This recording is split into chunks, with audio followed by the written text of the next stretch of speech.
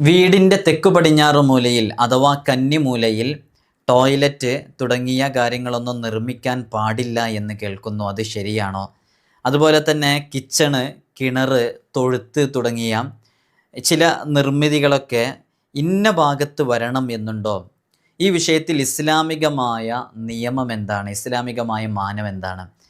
വീടിൻ്റെ കന്നിമൂലയിൽ ടോയ്ലറ്റ്, കിണർ, കിച്ചണ് തുടങ്ങിയവയൊക്കെ നിർമ്മിക്കൽ ഗുരുതരമായ തെറ്റാണോ? അങ്ങനെ ചെയ്യാൻ പാടില്ലേ? നമുക്ക് നമ്മുടെ വീട് നിർമ്മിക്കുന്ന സ്ഥലത്തിൽ വളരെ കുറഞ്ഞ ഒരു ഏരിയയാണുള്ളതെങ്കിൽ അവിടെ എന്താണ് ഇത്തരം സന്ദർഭങ്ങളിൽ നാം ചെയ്യേണ്ടത്? നമ്മുടെ അടുക്കളയും കിച്ചണും അതേപോലെ തന്നെ അതുമായി ബന്ധപ്പെട്ട അടുപ്പ് നിർമ്മിക്കുമ്പോൾ അത് പടിഞ്ഞാറ് ഭാഗത്തേക്ക് തിരിഞ്ഞ് കത്തിക്കുന്ന വിധത്തിലാണ് വേണ്ടതെന്ന് ചില ആളുകൾ പറയുന്നു. ചില ആളുകൾ പറയുന്നു അല്ല, കിഴക്ക് ഭാഗത്തേക്ക് തിരിഞ്ഞ് കത്തിക്കുന്ന രൂപമാണ് വേണ്ടതെന്ന് മറ്റു ചില ആളുകൾ പറയുന്നു. ഇങ്ങനെയുള്ള ചില കൺഫ്യൂഷൻസ് യഥാർത്ഥത്തിൽ നമുക്ക് ചില നിർമ്മിതികളൊക്കെ ഉണ്ടാകുമ്പോൾ നമുക്ക് നിർമ്മിക്കുമ്പോൾ നമ്മുടെ വീട് നിർമ്മിക്കുമ്പോഴൊക്കെ വരാറുണ്ട്. ഇപ്പം നിലവിൽ നമുക്കുള്ള വീടുകളുമായി ബന്ധപ്പെട്ടും അങ്ങനെ ഒരു സംശയം ഉണ്ടാകും. നമ്മൾ വീട് നിർമ്മിച്ചു കഴിഞ്ഞു, ഇപ്പം നമ്മുടെ അടുക്കളയും കിച്ചണും ബാത്റൂമും തുടങ്ങിയ നമ്മൾ തിരിഞ്ഞ് കത്തിക്കുന്നതൊക്കെ ഇതുമായി ബന്ധപ്പെട്ടൊക്കെ എന്തൊക്കെയാണ് ചെയ്യുക? പല ആളുകളും വീട് വന്ന് പൊളിക്കണം, കിച്ചൺ മുഴുവനായിട്ട് മാറ്റണം, വലിയ എക്സ്പെൻസ് ചെയ്തിട്ട് ഉണ്ടാക്കിയതാണ് അത് മാറ്റണം എന്നൊക്കെ പറയുന്നത്. വീടിൻ്റെ ഒരു ഭാഗം മുഴുവൻ പൊളിച്ച് റെഡിയാകുമ്പോഴേക്ക് 7 ലക്ഷം രൂപയാകും. എന്താണ് ചെയ്യേണ്ടതെന്ന് പറഞ്ഞ് പലരും ഇവിടെ വന്ന് ചോദിക്കാറുണ്ട്. ഇതിൻ്റെ മറുപടി നമ്മളിപ്പോൾ ഇന്നത്തെ വീഡിയോയിൽ ചെറിയ രൂപത്തിൽ പറയുന്നത്, ഈ വിനീതൻ പഠിച്ചതനുസരിച്ചും ഈ വിനീതൻ്റെ അനുഭവത്തിലുള്ള ചില കാര്യങ്ങൾ മനസ്സിലാക്കിയിട്ടും ബോധ്യപ്പെട്ട വിഷയങ്ങളാണ്. ഇൻഷാ അല്ലാഹ് അതുകൊണ്ട് തന്നെ ഇതുമായി ബന്ധപ്പെട്ട് നാം ഈ പറയുന്ന കാര്യം നിങ്ങൾക്ക് വളരെ ആധികാരികതയോടുകൂടെ സ്വീകരിക്കാവുന്നതാണ്. നിങ്ങൾ ഈ നിലപാട് സ്വീകരിക്കുമ്പോൾ ഒരുപക്ഷെ മറ്റു ചില ആളുകൾ അത് തെറ്റാണെന്നൊക്കെ പറയും. കാരണം അങ്ങനെയാണ് ഈ കാര്യങ്ങളൊക്കെ. അതുകൊണ്ട് അത് എത്ര തെറ്റാണെന്ന് പറഞ്ഞാലും നമുക്ക് നമ്മുടെ അനുഭവത്തിൽ നിന്നും നമ്മുടെ ഗുരുനാഥന്മാരിൽ നിന്നും ലഭിച്ച ഇതുമായി ബന്ധപ്പെട്ട ചില യാഥാർത്ഥ്യങ്ങളാണ് പറയുന്നത്. കൃത്യമായി നിങ്ങൾ മനസ്സിലാക്കുക. അള്ളാഹു നമുക്ക് പഠിക്കാനും മനസ്സിലാക്കാനുള്ള തൗഫീഖ് നൽകി അനുഗ്രഹിക്കുമാറാകട്ടെ. വിഷയത്തിലേക്ക് പ്രവേശിക്കുന്നതിൻ്റെ മുമ്പ് എല്ലാ ദിവസവും സൂചിപ്പിക്കാറുള്ളത് പോലെ തന്നെ നേരിട്ട് കാണാനുള്ള ചൊവ്വാഴ്ചകളിൽ മാത്രമാണ്. ചൊവ്വാഴ്ച നേരിട്ട് വരാൻ വേണ്ടി ബുക്ക് ചെയ്യാൻ വിളിക്കേണ്ടത് ഞായറാഴ്ച 10 മണിക്കാണ്. ഒരുപാട് ആളുകൾ വരുന്നതുകൊണ്ട് നമുക്ക് കൃത്യമായ ഷെഡ്യൂൾ അനുസരിച്ച് കൃത്യമായ എണ്ണം ആളുകൾ എടുക്കാൻ പറ്റുള്ളൂ. കഴിഞ്ഞാൽ നമുക്ക് പ്രോഗ്രാമും കാര്യങ്ങളൊക്കെ ഉണ്ടായതുകൊണ്ട് ആ സമയത്തേക്ക് എത്താൻ പറഞ്ഞ ആളുകൾ മാത്രമേ വരാവൂ. ഇവിടെ ലിസ്റ്റിൽ പേരില്ലാത്തവരെ നമുക്ക് നോക്കാൻ കഴിയാത്തത് നമുക്ക് വേറെയും പ്രോഗ്രാമുകളിലേക്ക് പോകേണ്ടതുണ്ടായതുകൊണ്ടാണെന്ന് അറിയിക്കുകയാണ്. ഇൻഷാ അല്ലാഹ് അതെല്ലാവരെയും ഓർമ്മപ്പെടുത്താൻ നമ്മൾ ഇത്തരം അപ്ഡേഷനും കാര്യങ്ങളൊക്കെ ഇൻസ്റ്റഗ്രാമിലും വാട്സപ്പിലൊക്കെ അപ്ഡേറ്റ് ചെയ്യാറുണ്ട്. വാട്സപ്പിൻ്റെ നമ്പർ സ്റ്റാറ്റസിൽ സേവ് ചെയ്ത് വെച്ചവർക്കേ കാണാൻ സാധിക്കുള്ളൂ. ഇൻസ്റ്റയിൽ എല്ലാവർക്കും കാണാം. അതിൻ്റെ ലിങ്ക് ഡിസ്ക്രിപ്ഷനിൽ കൊടുത്തിട്ടുണ്ട്. ശനി ഞായർ ദിവസങ്ങളിൽ അവിടെ നമ്മൾ എല്ലാ വിഷയങ്ങളും അപ്ഡേറ്റ് ചെയ്യാറുണ്ടെന്ന് ഓർമ്മപ്പെടുത്തുകയാണ്. അപ്പോൾ വീടിൻ്റെ തെക്കു പടിഞ്ഞാറ് മൂല, അതാണ് യഥാർത്ഥത്തിൽ ഇത്രയും വിവാദങ്ങളും കോളിളക്കങ്ങളൊക്കെ സൃഷ്ടിച്ചൊരു മൂല എന്ന് പറയുന്നത്. അവിടെ ഈ കിച്ചൺ തുടങ്ങിയവയുടെ നിർമ്മാണം അത് ഹറാമാണെന്നോ കറാഹത്താണെന്നോ ഇങ്ങനെ ഒരു നിയമം ഇസ്ലാമിൽ എവിടെയും നമുക്ക് കാണാൻ സാധിക്കുകയില്ല. ഫിഖ്ഹിൻ്റെ കിതാബുകളിൽ ഒരാളും ഒരു ഇമാമും നമ്മെ അങ്ങനെ പഠിപ്പിച്ചിട്ടില്ല. അങ്ങനെ ചെയ്താൽ, അങ്ങനെ ഒരു നിയമം ഇല്ലാത്തത് കൊണ്ട് തന്നെ അങ്ങനെ എവിടെയെങ്കിലും ആരെങ്കിലും ഇങ്ങനെ തെക്കു പടിഞ്ഞാറ് മൂലയിൽ ടോയ്ലറ്റ് നിർമ്മിച്ചു, ഇത് നിങ്ങൾ മുഴുവനായിട്ട് കേട്ടാലട്ടോ മനസ്സിലാവും. ഏതെങ്കിലും ഭാഗം കേട്ടിട്ട് ഇത് തെറ്റാണെന്ന് പറഞ്ഞാൽ നിങ്ങൾക്കത് മനസ്സിലാകാത്തതുകൊണ്ടാണ്. അതുകൊണ്ട് തന്നെ വീടിൻ്റെ തെക്കു പടിഞ്ഞാറ് മൂല എന്ന് പറയുന്ന കന്നിമൂലയിൽ നമ്മൾ ടോയ്ലറ്റ് ഇങ്ങനെയുള്ള ചില കാര്യങ്ങൾ, പാടില്ല എന്ന് പറയുന്ന കാര്യങ്ങൾ നിർമ്മിച്ചാൽ നാളെ പാരത്രിക ലോകത്ത് പടച്ച റബ്ബ് അതു കാരണമായിട്ട് ശിക്ഷിക്കുമെന്നോ അല്ലെങ്കിൽ ഇങ്ങനെയുള്ള നിർമ്മിതി ഒഴിവാക്കിയതിൻ്റെ പേരിൽ അവന് പ്രതിഫലം ലഭിക്കുമെന്നോ എവിടെയും കാണാൻ സാധിക്കുകയില്ല. അങ്ങനെ ഒരു നിയമമില്ലാത്തത് കൊണ്ടാണത്. അതുകൊണ്ട് തന്നെ നമ്മുടെ കിതാബുകളിലോ വിഷയങ്ങളിലോ ഒന്നും അങ്ങനെ കാണാൻ സാധിക്കില്ല. അത് നമ്മുടെ സൗകര്യത്തിനനുസരിച്ച് വീടിൻ്റെയും സ്ഥലത്തിൻ്റെയും പരിമിതിയൊക്കെ അനുസരിച്ച് നമുക്ക് ഏതു ഭാഗത്തും അത് നിർമ്മിക്കാവുന്നതാണ്. ഏതെങ്കിലും ഒരു ഭാഗത്ത് അത് നിർമ്മിക്കണം എന്ന് നിർബന്ധമായി പറയുകയോ ഇന്ന ഭാഗത്ത് നിർമ്മിക്കാൻ പാടില്ല എന്ന് നമുക്ക് ഇസ്ലാമികമായ ചുറ്റുപാടിലെന്ന് പറയാൻ സാധിക്കുകയോ ചെയ്യില്ല എന്നുള്ളതാണ്. പക്ഷേ ഇവിടെയൊക്കെ നമ്മൾ ഈ അടുക്കള അതേപോലെ തന്നെ കിച്ചൺ അതിലുള്ള ഈ അടുപ്പ് ഇതൊക്കെ നിർമ്മിക്കുന്നതിലെ കാര്യവും നമ്മൾ ഈ പറഞ്ഞതുപോലെ തന്നെയാണ്. ഇന്ന ഭാഗത്ത് അടുക്കള വരണം, ഇന്ന ഭാഗത്ത് വരണ്ട എന്നൊന്നും എവിടെയും അങ്ങനൊരു നിയമം ഇസ്ലാമിക ചുറ്റുപാടിൽ നിന്നുകൊണ്ട് നമുക്കതുമായി ബന്ധപ്പെട്ട് കാണാൻ സാധിക്കുകയില്ല. ഇതൊക്കെ എങ്ങനെയെന്ന് ചോദിച്ചാൽ ഇതിൻ്റെയൊക്കെ ഇപ്പോൾ ഇതൊക്കെ പറയുമ്പോൾ ഇന്ന ഭാഗത്ത് കിച്ചൺ വേണം, ഇന്ന ഭാഗത്ത് ടോയ്ലറ്റ് വേണം, ഇതൊക്കെ പറയുന്നത് ഇതിൻ്റെ ഭൂമിയുടെ സ്ഥിതിയും കാറ്റിൻ്റെ ഗതിയൊക്കെ അനുസരിച്ച് നമ്മുടെ സൗകര്യത്തിനനുസരിച്ച് ഏത് ഭാഗത്തു നിന്നാണ് യഥാർത്ഥത്തിൽ ഇതുമായി ബന്ധപ്പെട്ട ഊർജ്ജം ലഭിക്കുന്നത്, ഭൂമിയുടെ നീരൊഴുക്ക്, ഇങ്ങനെയുള്ള ചില കാര്യങ്ങളൊക്കെ പരിഗണിച്ചുകൊണ്ടാണ് ഇത്തരം വിഷയങ്ങളൊക്കെ നമ്മൾ ചെയ്യേണ്ടത്. അപ്പോൾ നമ്മളിപ്പോൾ ഒരു ഉദാഹരണം പറയാം. ഈ തൊഴുത്ത്, അതേപോലെ തന്നെ ഈ പെറ്റ്സിനെ വളർത്താനുള്ള കൂടുകൾ, ഇങ്ങനത്തെ വിഷയങ്ങളൊക്കെ നമ്മൾ നിർമ്മിക്കുന്ന സമയത്ത് നമ്മൾ വീട്ടിൽ പലപ്പോഴും അതിഥികളും മറ്റൊക്കെ കടന്നു വരും. അത്തരം അതിഥികളൊക്കെ കടന്നു വരുന്ന സമയത്ത് അവർക്ക് അതിൻ്റെ ദുർഗന്ധം കൊണ്ടോ മറ്റൊക്കെ അവർക്കോ നമുക്കോ ഒക്കെ വീട്ടിൽ താമസിക്കുന്നവർക്കൊക്കെ ശല്യമാകാത്ത വിധത്തിൽ അത് ഈ വീടിൻ്റെ മുൻഭാഗത്ത്, അതേപോലെ തൊട്ടടുത്തുള്ള നിർമ്മാണം, ഇങ്ങനെയുള്ളത് ഒഴിവാക്കുക എന്നല്ലാതെ ഇന്ന ഭാഗത്ത് അത് വേണം എന്ന്, അതാണ് പറയുന്നത്. നമ്മൾ അവിടുത്തെ സൗകര്യവും കാര്യങ്ങളൊക്കെ നോക്കിയിട്ട് എവിടെയാണോ നമുക്കതിന് യോജ്യമായി മനസ്സിലാക്കുന്നത് അവിടെ നിർമ്മിക്കുക. ഇപ്പോൾ ഒരാൾ വീടിൻ്റെ മുൻഭാഗത്ത് തന്നെ അത് വെച്ചു, അല്ലെങ്കിൽ കാറ്റടിക്കുന്നൊരു ഭാഗത്ത് ഇത്തരം പെറ്റ്സിൻ്റെ കൂടുകളൊക്കെ വെക്കണമെന്ന് വിചാരിക്കുക. എന്നാൽ എയർ ഇങ്ങനെ വരുന്ന സമയത്ത് ആ എയറിലൂടെ അതിൻ്റെ മ്ലേച്ഛമായ ദുർഗന്ധങ്ങൾ വീടിൻ്റെ അകത്തേക്ക് വരും, അല്ലെങ്കിൽ സിറ്റ് ഔട്ടിലേക്ക് വരും. അപ്പോൾ അതിഥികൾക്കും ഗസ്റ്റുകളൊക്കെ വരുന്ന സമയത്ത് അത് നമുക്ക് ബുദ്ധിമുട്ടാകും. അപ്പോൾ അതിനനുസരിച്ച് സൗകര്യമാകുന്നൊരു സ്ഥലത്തേക്ക് ഇത് പണിയുക എന്നുള്ളതാണ്. ഇവിടെ ഇന്ന ഭാഗത്ത് അവിടെ ഇത് നിർമ്മിക്കുന്നത് നിഷിദ്ധമാണ്, ഹറാമാണ്, അല്ലെങ്കിൽ അങ്ങനെ ഒരു വിഷയമൊന്നും ഇവിടെയും നമുക്ക് പറയാൻ സാധിക്കില്ല. അത് സൗകര്യത്തിനനുസരിക്കുന്ന നമുക്ക് ചെയ്യാവുന്നതാണ്. അത് അനുവദനീയമായ കാര്യങ്ങളാണ്. എവിടെയാണോ നമുക്ക് ചെയ്യാൻ പറ്റുന്നത് ആ രൂപത്തിൽ നമുക്ക് ചെയ്യാവുന്നതാണ്. പക്ഷേ ഇതുമായി ബന്ധപ്പെട്ട് നമ്മൾ മനസ്സിലാക്കി, ഇതാണ് ഇതിൻ്റെ അടിസ്ഥാന നിയമം. എന്നാൽ ഇവിടെ നമ്മൾ മനസ്സിലാക്കേണ്ട വളരെ പ്രധാനപ്പെട്ട ഒരു പോയിന്റ് എന്ന് പറയുന്നത്, നമ്മൾ ഈ കന്നിമൂല എന്ന് പറയുന്ന ഈ ഒരു മൂലയുണ്ടല്ലോ, തെക്ക് പടിഞ്ഞാറ് മൂല, ഈ മൂലയിൽ ടോയ്ലറ്റ് നിർമ്മിക്കുന്നത് കാരണമായിട്ട് ധാരാളം രോഗങ്ങളും പ്രയാസങ്ങളും സംഭവിക്കുന്നു. അവ മാറ്റി സ്ഥാപിക്കുന്നതിലൂടെ ആ പ്രശ്നങ്ങളെല്ലാം പരിഹരിക്കുന്നതായും കുറേ ആളുകൾ അനുഭവങ്ങൾ പറയുന്നുണ്ട്. അപ്പോൾ ഈ ഒരു അനുഭവത്തിൻ്റെ വെളിച്ചത്തിൽ ആരെങ്കിലും അങ്ങനെ പറയുന്നുണ്ടെങ്കിൽ അതവർക്ക് സ്വീകരിക്കാവുന്നതാണ്. മനസ്സിലായില്ലേ? അപ്പോൾ ചില ആളുകൾ പലപ്പോഴും പറയാറുണ്ട്, ഒരാളുടെ വീട്ടിൽ ധാരാളം പ്രശ്നങ്ങളും പ്രതിസന്ധികളും ബുദ്ധിമുട്ടുകളൊക്കെ ഉണ്ടായിരുന്നു.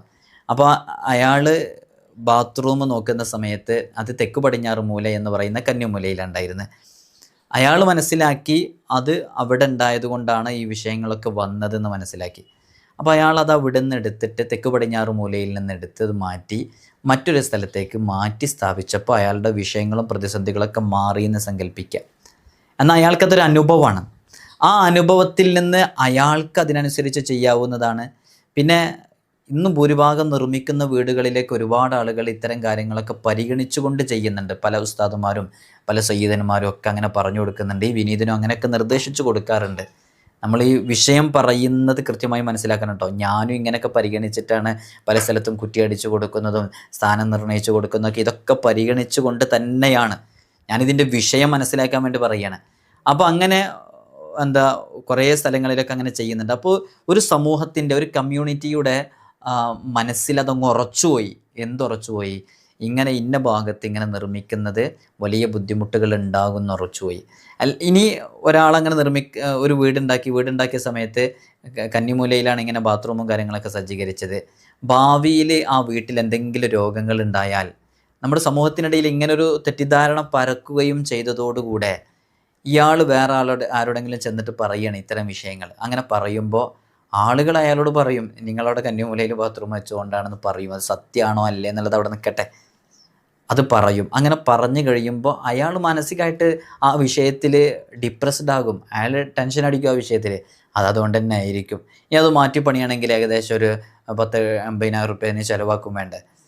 അപ്പോൾ അത് ഒഴിവാക്കാൻ വേണ്ടി ആദ്യമേ വേണമെങ്കിൽ അവിടെ നിന്ന് നമുക്ക് മാറ്റി സ്ഥാപിക്കാം. പിന്നെ ഒരു കാറ്റടിച്ചു വരുന്നൊരു സ്ഥലമാണെന്ന് വിചാരിക്കുക. ഞാനതിൻ്റെ ഒരു പോയിൻ്റ് നിങ്ങൾക്ക് മനസ്സിലാക്കി തരാണ്.